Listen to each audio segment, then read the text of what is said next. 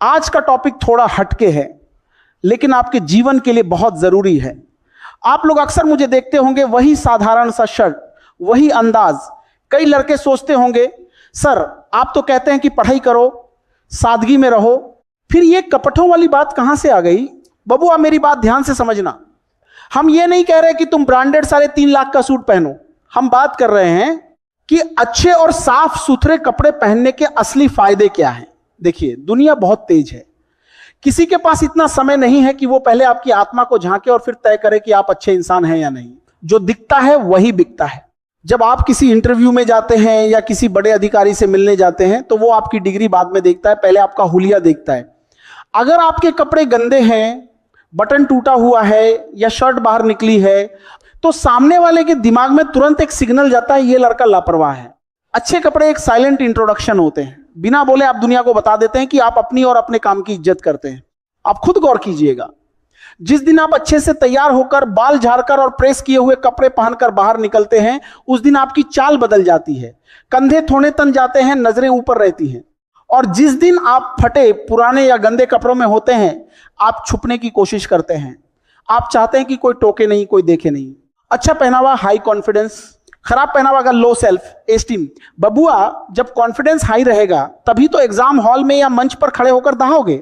कपड़ों को सलीके से पहनना एक अनुशासन है।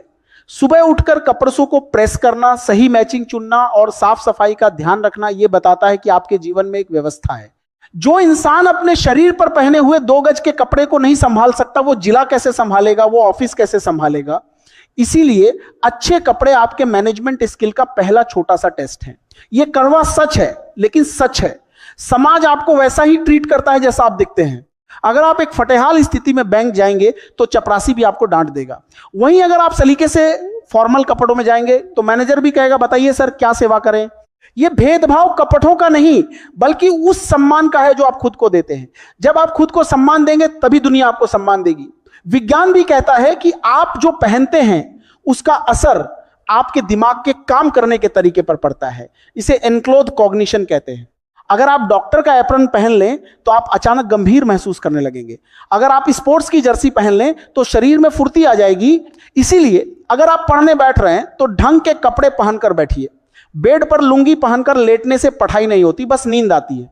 अब यहां एक बात ध्यान से सुनिए, अच्छे कपड़े का मतलब महंगे कपड़े बिल्कुल नहीं है। कपड़ा 200 रुपए का हो, लेकिन धुला हुआ और प्रेस किया होना चाहिए। ऐसा ना हो कि शर्ट इतनी ढीली है कि उसमें 2 लोग और आ जाए। फिटिंग सही होनी चाहिए।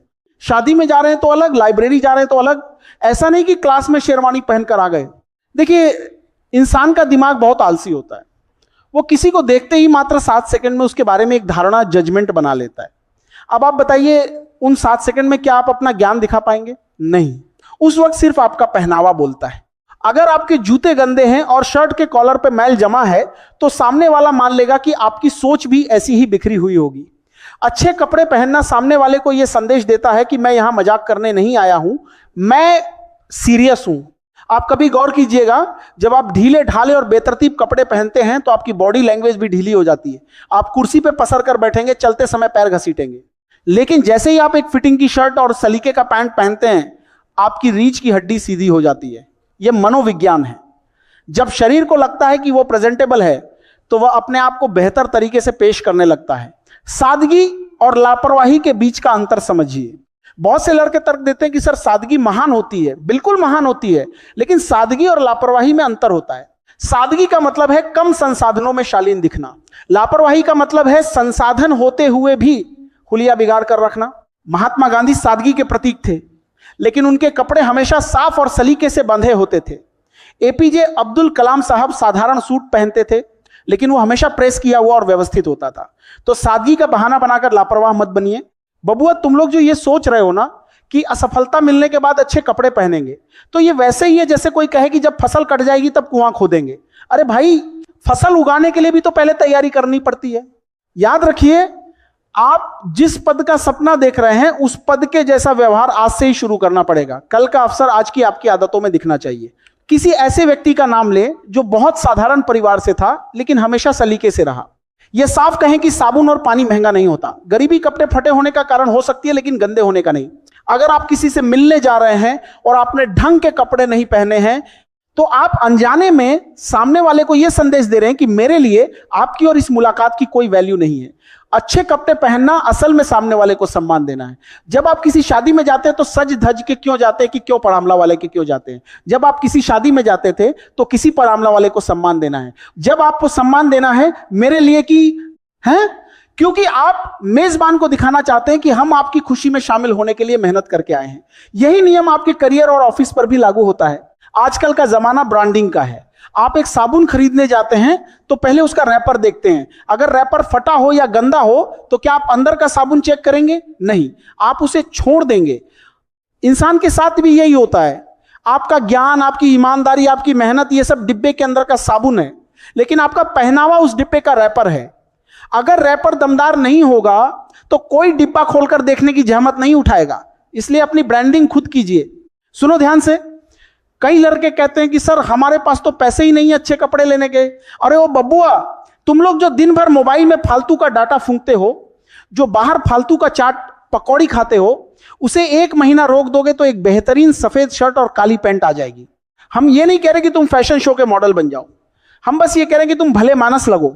पढ़ा लिखा इंसान और जाहिल इंसान के बीच का अंतर कपटों से ही शुरू होता है। जब तुम सलीके से रहते हो तो तुम्हारे मोहल्ले वाले भी तुम्हारे बाप से आकर कहते हैं कि फलाना का लड़का बहुत सभ्य है।